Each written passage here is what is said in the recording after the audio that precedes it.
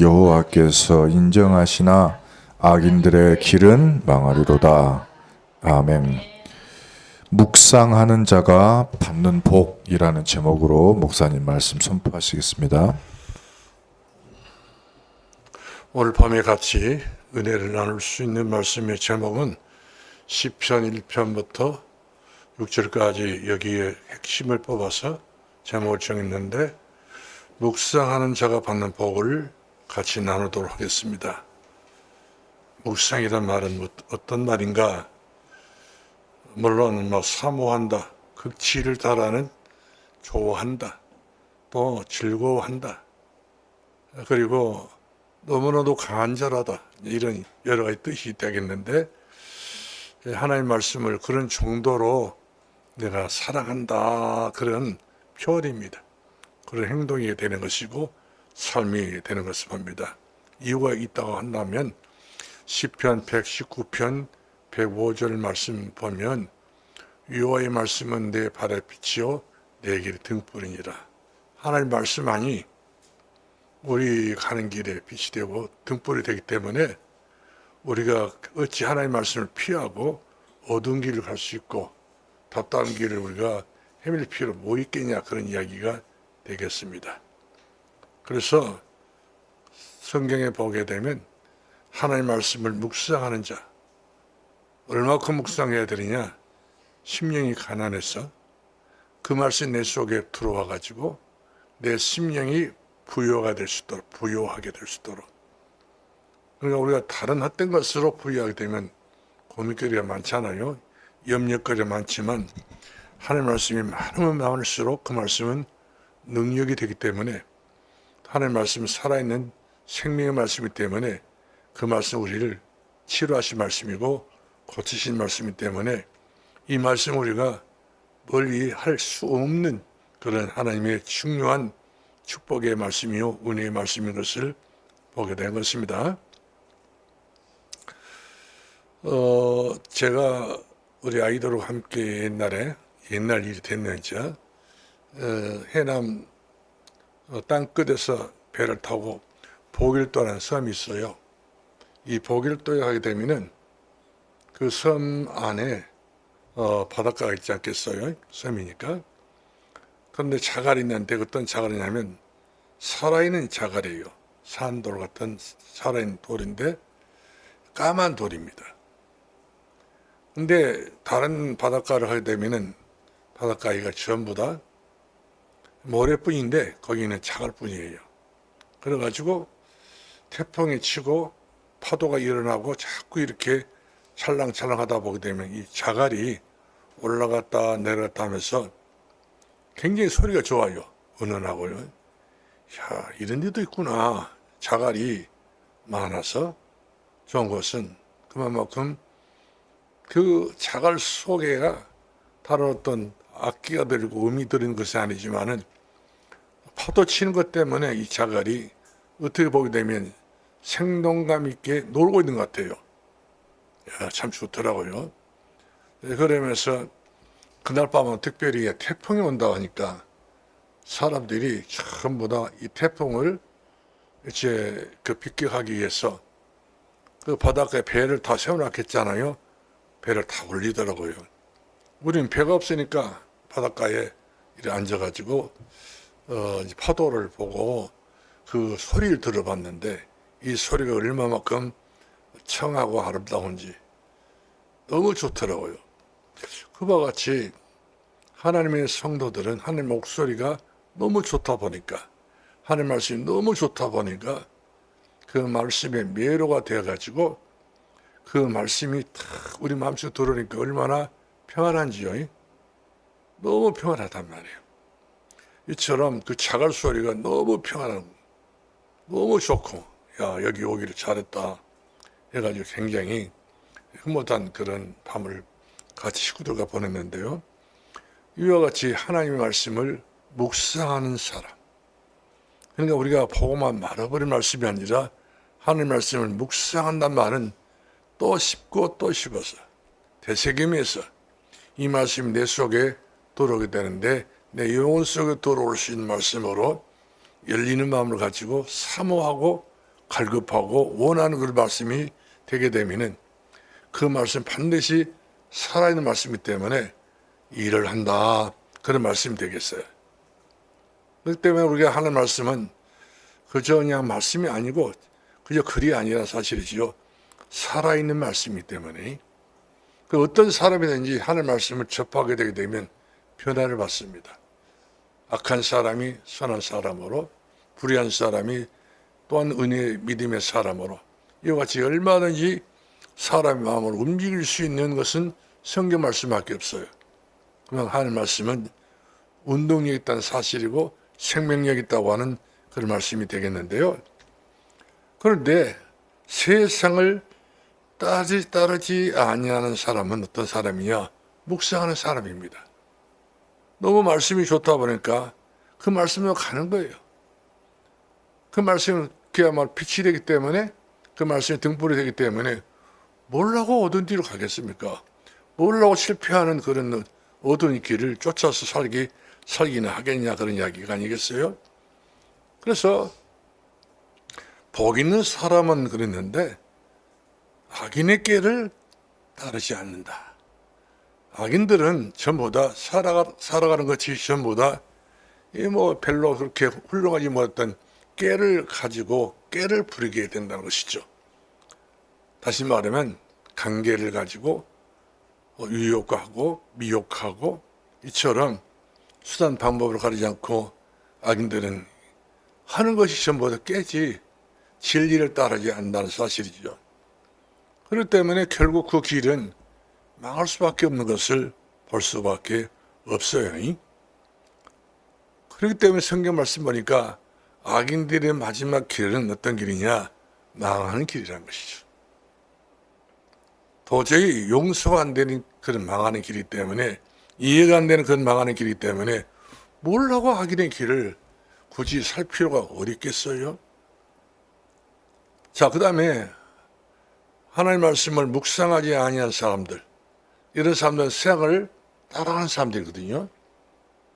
하나님의 말씀을 묵상한 사람들은 세상을 안 따라가요. 말씀을 따라갑니다. 주님께서 말씀하셨잖아요. 나를 따라오너라. 내가 너희로 사람을 넣는 어부가 되겠지라. 성경 전체를 보면, 신구약 전체를 보면 나를 따라오너라. 내게로 다가와라. 내게로 오는 자는 내가 다시 너희를 인도해서 너희 앞에 반드시 상을 주게 될 것이다. 성경 말씀은 순전히 그런 말씀으로 가득 차 있는 것을 풍성합니다. 따라가기만 하면은 우리의 풍성한 현장을 볼 수 있고, 풍성한 축복을 만날 수 있고, 풍성한 삶을 살 수 있는 그런 기회를 몇 천 번이라도 얻을 수 있는 것이 바로 뭐냐면 말씀 따라가는 성도의 삶인 것을 볼 수가 있어요. 그래서 성경도 그랬잖아요. 믿음이 결국 영혼군이라 했는데, 믿음은 어디서 납니까? 들으면서. 자꾸 하나님 말씀 들으면 들을수록 내가 저 말씀 붙잡고 저 말씀 들으면 내가 살아야 되겠다고 하는, 따르겠다고 하는 그런 다짐을 하게 되잖아요. 이것은 한마디로 어떻게 마귀의 역사가 날지라도 이 마귀의 역사를 완전히 떨쳐버리고 나는 말씀만 따라가겠다, 그런 마음으로 더 굳게 다짐한 사람의 자세인 것을 볼 수가 있습니다. 그래서 결국 악인들의 길은 깨만 부르다 보니까 결과적으로 남는 것은 망하리로다, 이렇게 성경은 기록된 것을 보게 됩니다. 그 다음 두 번째는 죄인의 길을 서지 아니하며 죄인의 길을 선다. 어쩌면 그와 같이 주님과 함께 서야 되는 것인데, 주와 함께 서야 되는 것이 돼야 되는 것인데, 어떻게 하면 그렇게 죄인들의 길에 서야 될 수밖에 없는 것이냐? 아마 대책이 없기 때문에 아마 그런 것 같아요. 기도해서 응답받지 못한 사람들은 죄인의 길에 설 수밖에 없어요. 그만큼 말씀이 받쳐지지 않다 보니까 그 수많은 그 걱정, 염려, 근심 때문에 서서는 안 될 자리를 서게 된 것을 볼 수 있잖아요. 그런 자리를 서게 되면 설수록 그런 자리 위험천만한 자리 때문에 그 죄인의 길에 설 필요 없는 거거든요. 그만큼 복 있는 사람은 알아요. 내가 이 길을 가는데 이 길이 어떤 길인지 알아요. 이 길이 악인들이 깨를 버린 길인가, 이 길이 죄인들이 가는 길인가, 그거 안단 말이거든요. 그런데 복음이 없는 사람들은 어쩔 수 없어요. 하나님의 말씀을 가까이 해보지 않는 사람들은 여러 가지 모양으로 방황하게 되겠지요. 이 길이 어떤 길인지도 모르고요. 성경 분명히 그런 것은 이렇게 짚고 지나가면서 우리들이 가야 될 길을 이렇게 제시해 주고 있는 것을 보게 되는데, 그것이 바로 응답 아닌가요? 근데 우리는 응답받고 하는 거예요. 성도의 삶은 응답 속에서 사는 것이지 어렁토렁 대충 이렇게 살아가는 것은 아니란 것이죠. 그 다음에 세 번째로 오만한 자의 자리에 앉지 아니한다. 오만한 자. 그러니까 오만은 교만과 거의 같은 내용이 되겠는데, 그만큼 하나님 비스름하게 자기 자리를 자기 위치에 올려놓고 하나님을 데려간 사람을 말할 수 있겠지요.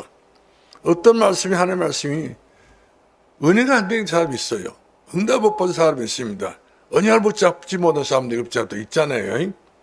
그렇기 때문에 스스로가 내가 오만할 수밖에 없다는 그런 얘기 되겠습니다. 이런 세 가지 것은 절대 우리가 따라서는 안 될 일이고, 또 따라가서는 안 될 일이고, 이런 것 세 가지 것을 참고해서도 안 된다는 사실이죠. 이런 것은 아무 소용없는 거예요. 바람 나는 교바 같다고 하잖아요. 여러분, 바람에 나는 교바 같은 그런 신세로 한다면 얼마나 참 알곡이 아니기 때문에 촬영하겠어요. 그래서 묵상하는 말씀은 내 심령이 하나님 말씀으로 천국이 되도록, 묵상하는 성도들은 하나님 말씀이 내게 정욕을 이기고 육신의 안목을 이기고 생의 모든 제약을 이길 수 있는 그런 은총을 누리는 사람으로 묵상하는 성도의 말씀 생활인 것을 볼 수가 있습니다. 그렇기 때문에 말씀을 계속 좀 묵상하는 사람들은요, 이렇다 저렇다 하지 않아요. 이거다 저거다 이와 같이 갈팡질팡 하지 않는다는 사실이죠. 딱 언약 붙잡았다면 끝을 보는 사람을 우리가 말씀 붙잡았다, 묵상 기도하는 사람이다, 이렇게 우리가 이 얘기를 하지 않을 수 없지요. 죄라고 하는 것은요, 힘이 있습니다. 죄인의 길에 서지 말라고 그랬잖아요. 죄인의 길에 서니까 오만한 자가 될 수도 있고 악인들이 될 수 있는데, 결국 이 죄에서 일어났던 모든 사건들인데 왜 사람들이 죄를 짓게 되느냐? 죄가요, 힘이 있습니다. 어떤 힘이 있느냐면 죄의 길에 따라가게 돼 있어요. 나도 모르는 사이에 가다 보니까 내가 어디에 있느냐면 죄 자리에 딱 있단 말이거든. 죄와 함께 같이 서 있단 말이거든요. 죄와 더불어서 이야기를 하고 있단 말이거든요. 그러다 보니까 자기 자신을 주체를 못한 거예요. 그러므로 복이 없는 사람들은 어쩔 수 없어요. 이것이 그 사람들이 가는 운명인 것 같아요. 운명. 저렇게 하면 안 되는데, 근데 그 사람도 모르고 간단 말이에요. 가는데 이 사람들 보면은 가면서도 굉장히 그 험한 삶을 살아가면서 그렇게 따라가게 된 것을 볼 수 있지 않겠어요? 그런데 묵상하는 사람 어떤 사람이냐? 죄를 멀리한 사람들이에요. 죄악을 멀리한 사람이고, 불신앙을 멀리한 사람이고, 악인의 길을 멀리한 사람이고, 죄의 길을 멀리한 사람이고, 오만한 자리에 앉는 것이 아니라 그런 자리를 이와 같이 멀리에서 피하는 사람인 것을 볼 수가 있습니다. 그러니까 묵상하는 사람들은 한층 더 3차원 높은 그런 수준 있는 삶을 스스로가 알아서 챙겨간 것을 볼 수가 있어요. 그렇기 때문에 어리석은 자는 그 마음에 이르기를 하나님이 없다 했는데, 하나님이 없는 사람들은 어리석은 거예요. 바보 같은 거예요. 뻔히 눈에 보이는데 불구하고도요, 그 죄인의 길을 가잖아요. 악인의 길을 따르게 된 걸 볼 수 있잖아요. 오만한 자의 자리에 앉게 된 걸 볼 수 있어요. 그 자리에 앉으면 배가 망신될 수밖에 없는 것인데 그런지도 몰라요. 그만큼 지혜가 모자라고 하나님의 지식이 없기 때문에 바른 판단을 못해서 이렇게 속아버려만 하는 것을 볼 수가 있습니다. 그래서 묵상하는 사람은 복이 있어요. 묵상하는 사람들 무게가 있어요. 가볍지 않습니다. 묵상하는 사람들은 어디가 모르게 하나님과 즐거움이 있어요. 행복에 삽니다. 누가 이렇다 저렇다 설명할 필요 없어요.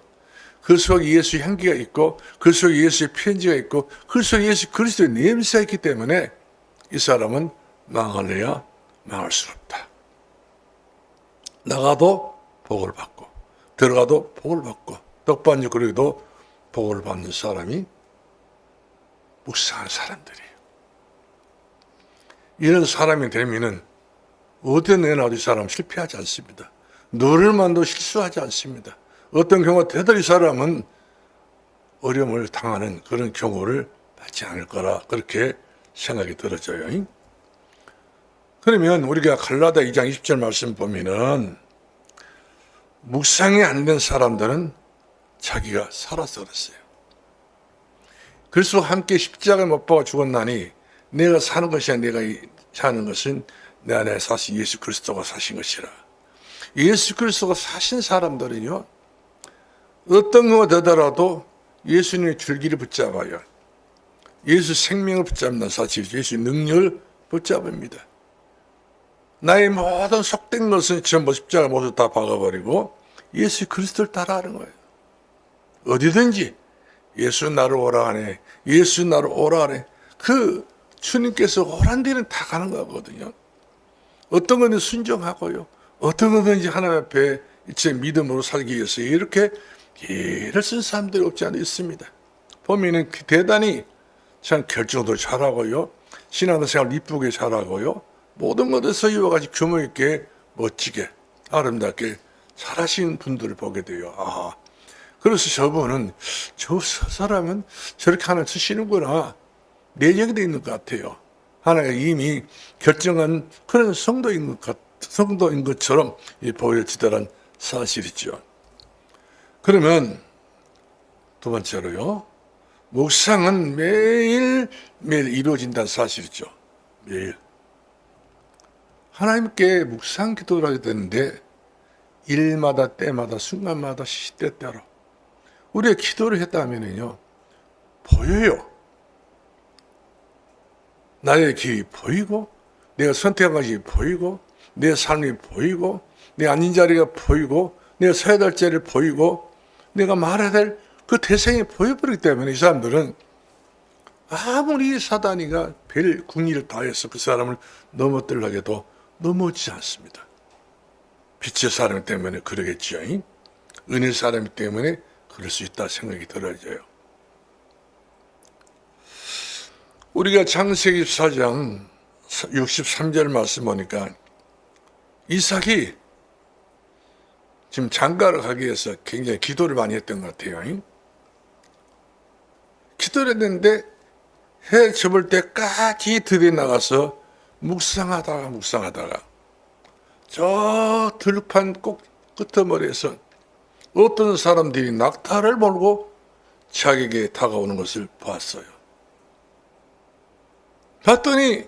기다려봤더니 뭐가 옵니까? 자기가 그토록 40살이 넘도록까지 결혼하지 못했던 이 이삭이 뭐를 쏘는 걸 보니까 아가씨 하나를 낙타에 싣고 온단 말이에요. 엘리사벳이. 그래가지고 봤더니 그 자기 아내 될 사람을 그 자리에서 만나게 된 것을 볼 수가 있습니다. 우연히 날 수 없겠지요. 여행수를 할 수 없을 거라는 생각이 들어요.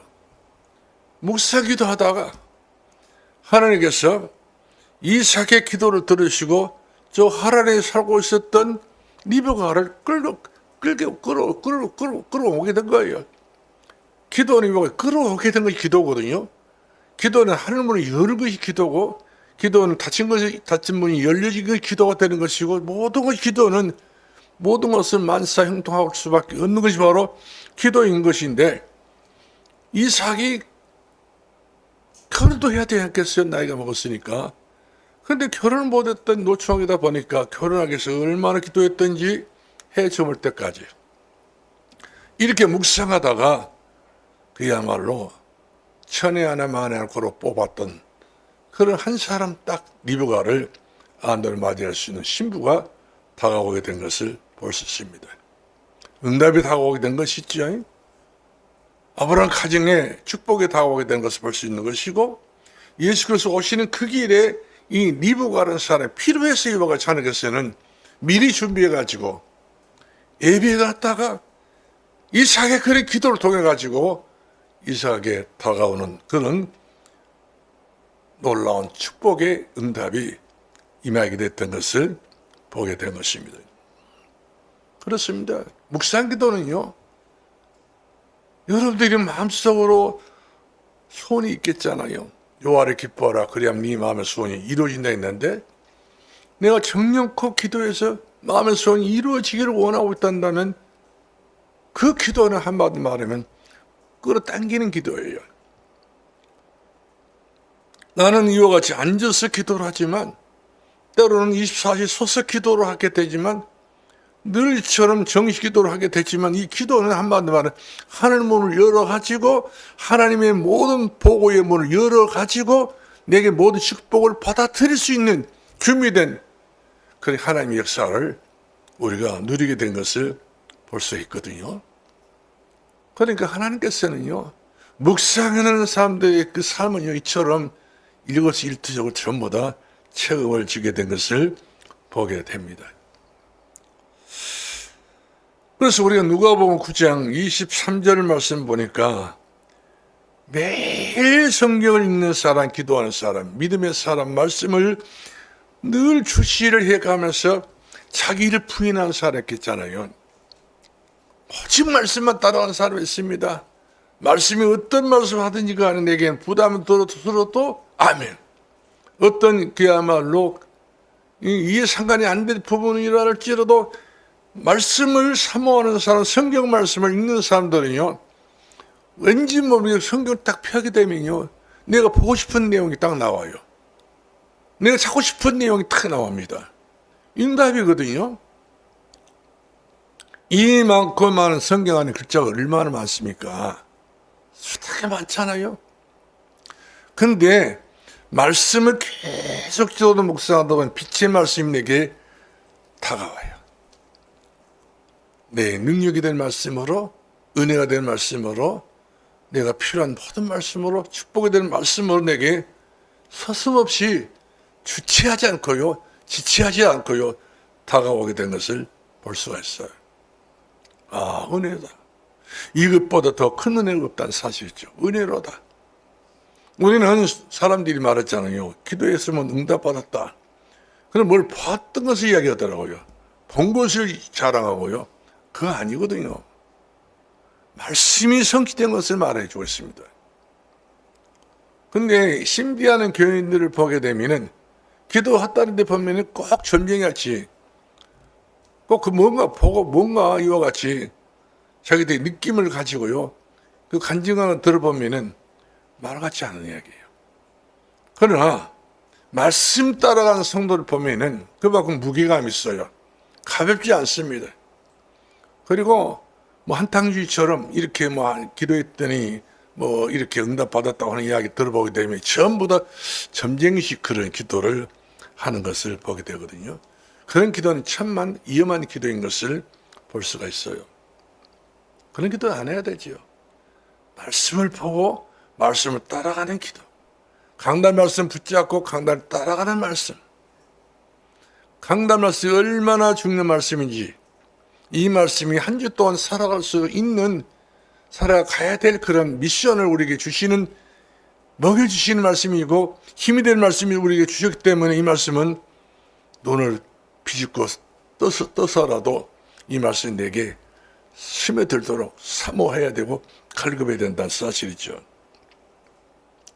그래서 우리가 보면 2절 말씀 보니까 그렇잖아요. 2절 말씀 보니까 오직 여호와 율법을 즐거워하며 복 있는 사람은 오직 이것저것이 아니단 말이에요.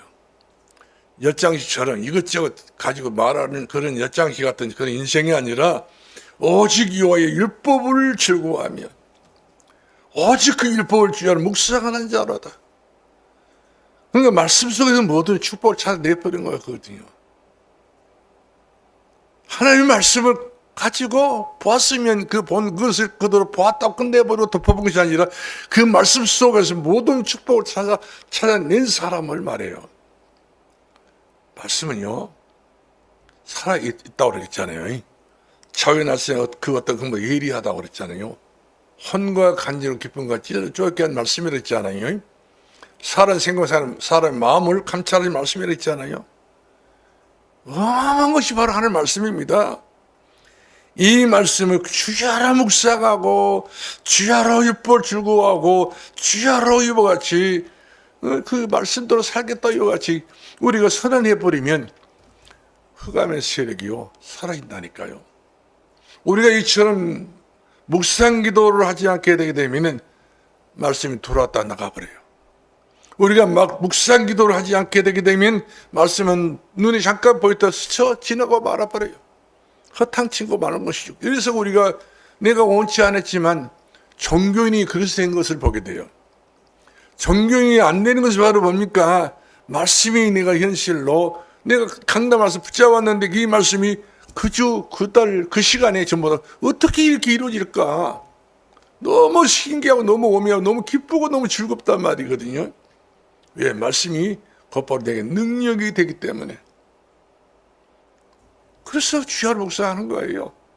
피곤하지만, 쉬고 싶지만, 듣고 싶지만, 말씀을 왜 묵상하게 되게 되느냐? 항상 그 말씀이 내 속에 생명력처럼 뛰고 있기 때문에, 활동하고 있기 때문에, 그렇게 될 수밖에 없는 우리의 자신인 것을 볼 수 있어요. 그런데 말씀이 없는 사람들은 말씀을 굉장히 좋아하지 않습니다. 즐거워하지 않습니다. 행복하지 않습니다. 그래서 예배도 실패하잖아요. 달리 실패한 것도 아니에요. 말씀을 그만큼 즐거워하지 않기 때문에. 목마른 사슴이가 시내모를 찾듯이 그렇게 찾아버리면 되는 것인데 아직은 목이 덜 말라서 그래요.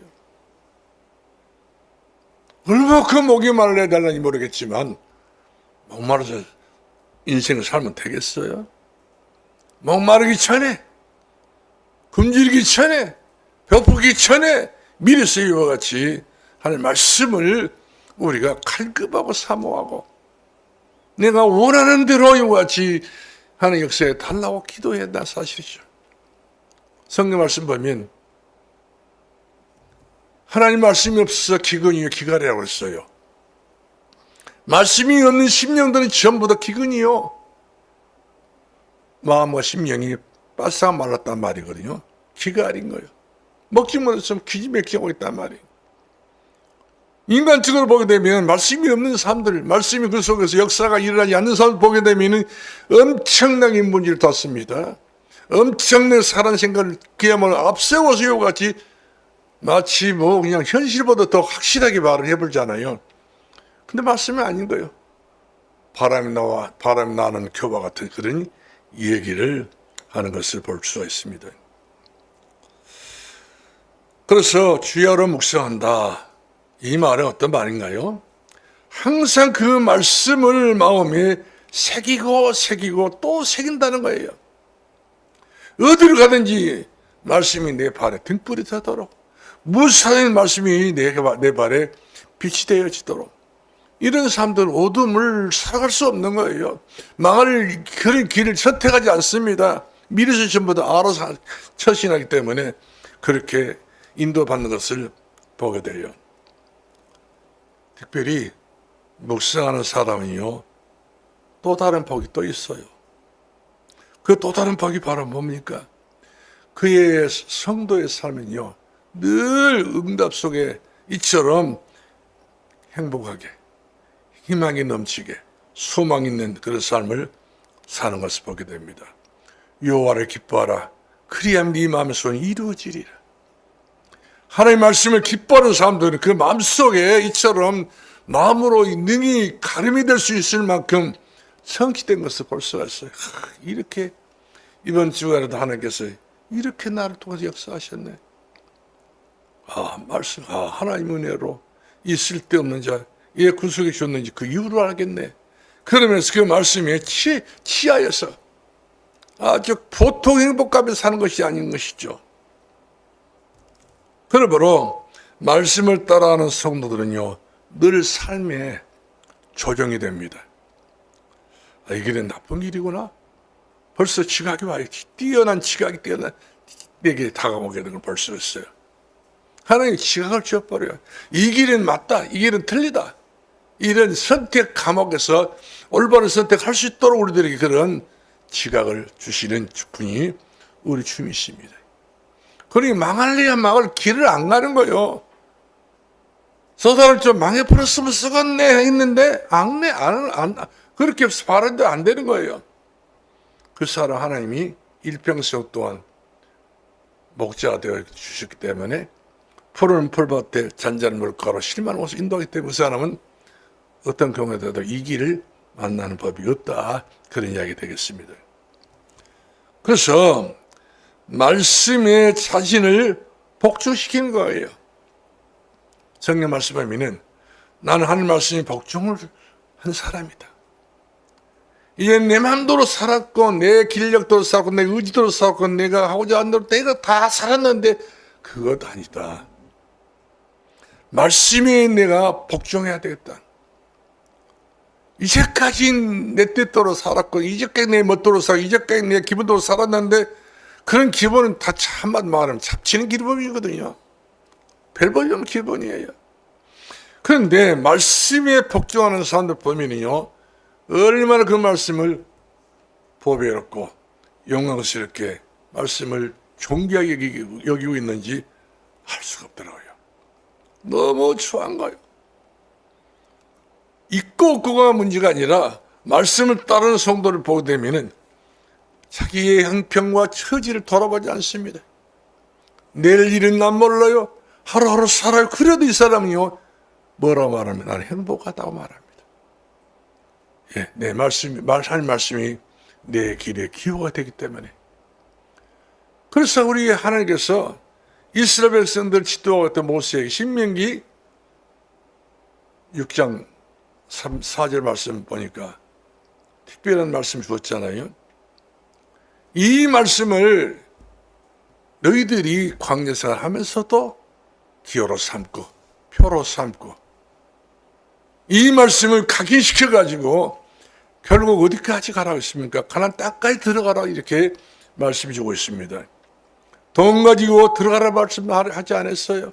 명예 가지고 들어가라 그런 말씀도 하지 않았어요. 하나님 말씀을 가지고 이 말씀은 너희 손자들까지도 가르치고 지도해가지고 이처럼 천대까지 천배의 축복을 받는 그 시간까지 놓치지 말고 말씀 따라 가라는 말이거든요. 그래서 우리가 어떻게 해야 되나요? 말씀이 내가 지배를 받는 거예요. 지배. 말씀이 다스림 받아야 된다는 사실이죠. 마치 왕의 명령을 신하가 거역할 수 없고 백성이 거역할 수 없는 것이처럼 하나님 말씀을 우리가 거역하면 우리는 반드시 그것은 불정이 되기 때문에 거역할 수 없는 말씀 아닌가요? 그래서 우리는 하나님의 모든 말씀에 내가 자기를 쳐서 복종시키는 것이 가장 합리적인 선택인 것을 볼 수가 있습니다. 세 번째 말씀 보겠는데, 묵상하는 성도는요 3절 말씀처럼 이렇게 살아갑니다. 3절이 아주 조명을 잘 해놨어요. 3절의 축복을 그대로 누릴 수밖에 없는 그런 응답을 여기 딱 보유했었던 걸 보게 됩니다. 여기 보관 딱 해놨어요. 3절이 어떻게 보관해놨어요? 시냇가에 심은 나무가 철을 따라 열매를 맺으며 그 잎사귀에 마르지 아니한 같으니 그 형사가 형통하리로다. 우리가 요한복음 15장 5절 말씀 보니까 나는 포도나무요 너희는 가지니 가지가 포도나무를 떠나지 아니하면 반드시 그 포도나무 가진 많은 열매를 맺게 될 것이다. 그러나 여기서 중요한 메시지가 하나 있어요. 너희가 나를 떠나서는 아무것도 할 수 없다. 포도나무 가지가 아무리 똑똑하고 아무리 훌륭해도 포도나무 가지가 그야말로 대단하게 활동이 있고 열매를 작년 많이 열었다 할지라도 포도나무 가지는 포도나무 붙어 있어야 돼요. 포도나무는 예수 그리스도인데 예수 그리스도에 붙어 있어야 시절을 쫓아서 열매 맺는 것처럼 오늘 본문 시편 3편 말씀 3절 말씀 보더라도 시냇가는 뭘 이야기하고 죽었습니까? 예수님 자신을 두고 한 이야기거든요. 하는 자신을 두고 한 이야기거든요. 시냇가 대신 여호와 하나님. 가뭄을 해도 한 해가 드는 해에도 걱정이 없다고 하잖아요. 그런 나무는 강가에 심은 나무와 같이 어떤 경우가 되더라도 열매 맺는 것은 기정사실. 세상의 영향을 안 받는 사실이죠. 가뭄의 영향을 받지 아니하고 여러 가지 환난의 영향을 받지 아니하고 시냇가에 심은 나무가 강가에 심은 나무는 여전히 모든 식물들이 가장 좋아하는 그런 장수 아닌가요? 옛날에 한 해들 때 우리 어렸을 때 한 해가 들었어요. 비가 한 1년이나 그렇게 안 왔을 거예요. 그때 제 어린 시절에 당했던 일들이었는데, 근데 그 냇가 옆에 있는 그 노는요, 참 그 사람들 부럽더라고요. 그때는 그 비가 많이 와가지고 난리 날 때는요, 그 냇가 옆에 있는 논밭 전답은요, 뭐 휩쓸기가 많거든요. 막 그냥 뚝에 무너지고 막 이렇게 어려움을 당하게 되는데, 근데 한 해가 될 때는요, 물이 계속 흐르고 있는 그런 시냇가다 보니까 가뭄 해도요 이상 없어요. 뭐 다 심더라고요. 가뭄 해도요 다 나락이 잘 돼가지고 결국 가을철에 열매를 거두는 것을 보고 집이 논이 저런 데가 있어야 된다 이런 생각을 해봤습니다. 천수답 같은 경우는 전혀 뭐 기대할 수 없었던 것이고, 시냇가에 심은 나무, 예수님에게 뿌리를 두는 사람, 예수님 말씀에 뿌리를 두고 있는 사람들은 어떤 경우가 되더라도 시냇가에 심은 나무처럼 그 잎사귀가 뭐 대단한 건 아니잖아요. 이 비파리 아무 소용없으면서 별로 대단한 건 아니잖아요. 그런데 이 나무로서 이 이파리가 중요한 것입니다. 이 이파리가 다 말라버리게 되면은 전부 다 뿌리서부터 모든 줄기가 다 이와 같이 죽어버리고 마는 거예요. 나무를 보면 이파리를 보면 알잖아요. 건강한 나무인지 병든 나무인지 앞으로 잘 될 나무인지 이파리 보면 아는 거예요. 이와 같이 말씀을 따르는 성도를 보면은요, 아무것도 아닌 것 같이 보이지만 그 이파리 같은 이 자그마한 것 가지고도요 그 사람의 미래를 알 수 있습니다. 열매를 맺어요. 철을 따라 열매를 맺습니다. 늦어지도 않습니다. 꼭 제때 되게 되면 열매 맺게 됩니다. 우리가 예레미야를 보게 되면 달달이 열매를 맺는다고 했잖아요. 이처럼 하나님의 말씀에 근거를 두고 있는 사람들은요, 이처럼 달달이가 아니라 날마다 때마다 일마다 모든 일거수일투족마다 발걸음마다 우리 하나님께서 신이 응답하시 역사하게 된 것을 볼 수가 있습니다. 오늘 형통한다는 말이 나왔잖아요. 시냇가에 심은 나무가 철을 따라 열매를 맺으며 그 잎사귀가 마르지 아니한 것 같으니 그가 하는 모든 일이 형통하리로다. 형통한다는 말은 무슨 말인가? 여러분도 한번 머릿속으로 생각해 보시기 바라고. 어떤 거 형통한 거예요? 내가 하는 모든 일들이 전부 다 응답으로 이루어진 것을 말해요. 그냥 요행스러운 응답된 것이 아니라, 기분 나쁜 대로 응답된 것이 아니라 하나님의 말씀 그대로 응답이 된다고 하는 사실이죠. 내가 하는 모든 일이 하나님 그 말씀대로 쭉쭉쭉 이거 흐름 따라서 역사하게 된 것을 볼 수가 있어요. 그래서 우리가 주님이 기뻐하는 길에 갈 때에 모든 것들이 전부 다 형통합니다. 우리는 내일 일을 모르지만은 주님께서 원하신 길을 같이 걸어가기만 하면은 내일도 응답이 옵니다. 어떤 경우든 우리들이 하는 것은 응답으로 모든 걸 전부 다 준비해 놨다가 축복으로 우리들에게 채워주게 된 것을 볼 수가 있습니다. 그럼 성경적인 형통이란 말은 어떤 말이냐? 하나님의 영광을 위하여서. 우리 개인보다도 성경적인 형통이란 말은 하나님의 영광을 위하여서. 뜻이 하늘에서 이루어진 것 같이 땅에서 이루어지다. 주의 뜻이 이루어진다니까요. 주의 뜻은 내 뜻보다 더 같을까요? 틀려요. 우리는 기껏 욕심내서라도 하나를 이루어지기를 원하고 있지만 우리 하나님께서 그렇지 않습니다. 네 마음껏, 네 소원대로, 네 원하는 대로 될지어다. 주님께서 우리들에게 주시는 모든 형통은 이와 같이 우리의 손대로 되어진다고 하는 말씀인 거예요. 그래서 형통은 한마디로 말하면 말씀 따라 성도들이 임하는 첫 번째 조건입니다. 말씀대로 임한다. 형통한다 이 말이거든요. 그래서 믿고 구하는 것은 받은 줄을 믿어라.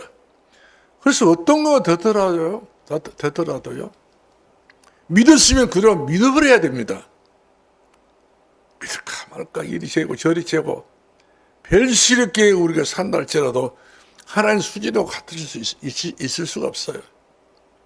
우리는 하나님 수준을 따라갈 수가 없어요.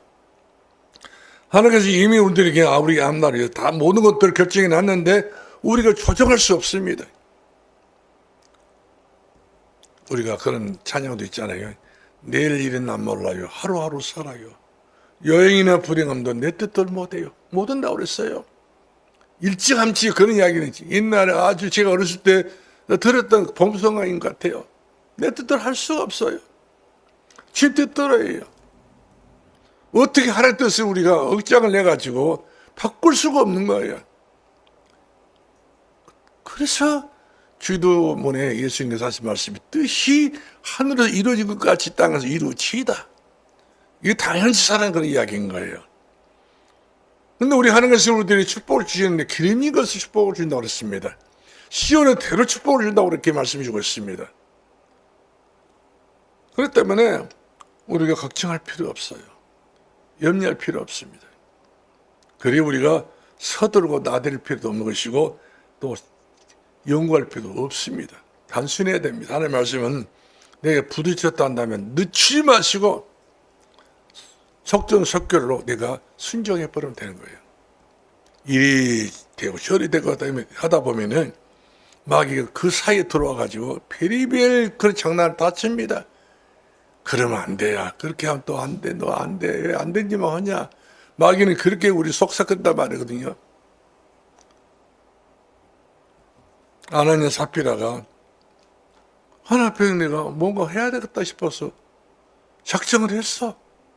했는데 전답을 팔아가지고 바나바처 나 멋지게 인정받고 칭찬받고 베드로 사도가 자기 머리 쓰다듬으면 기분 좋게 이렇게 생각도 많이 꿈을 꿨는데 막상 물질을 손에 손을 만지다 보니까 그 생각이 어디로 가버렸는지 몰라.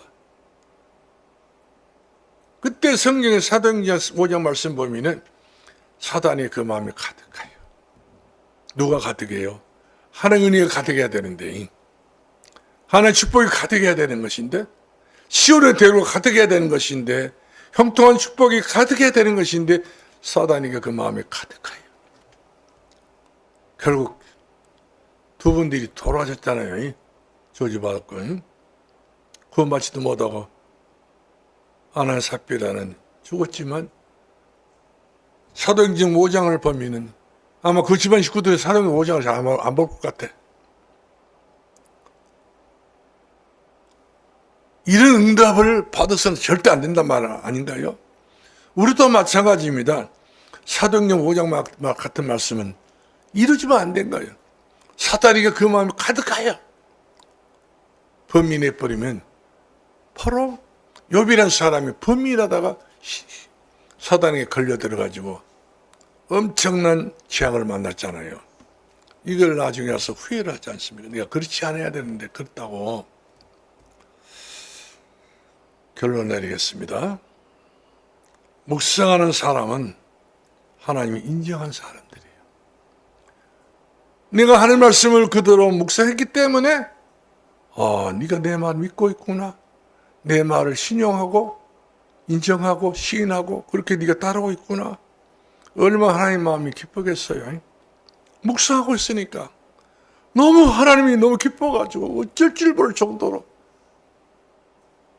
하나님께서 은도 내 것이 금도 내 것이 모든 것 다 주의 것이라 했는데 이런 모든 것들 아껴뒀다고 하나님 뭐라고 아껴두겠어요. 다 풀어버리시지. 나라도 그러잖아요. 백성들이 살기 너무 참 어렵다 하게 되면 10만 원씩 풀어버립시다. 20만 원 풀어줍시다. 이래가 풀어주잖아요. 나라에서도 돈을 다 책임 걷어갖고도 나중에 다 풀어주잖아요. 이와 같이 우리 하나님도 마찬가지예요.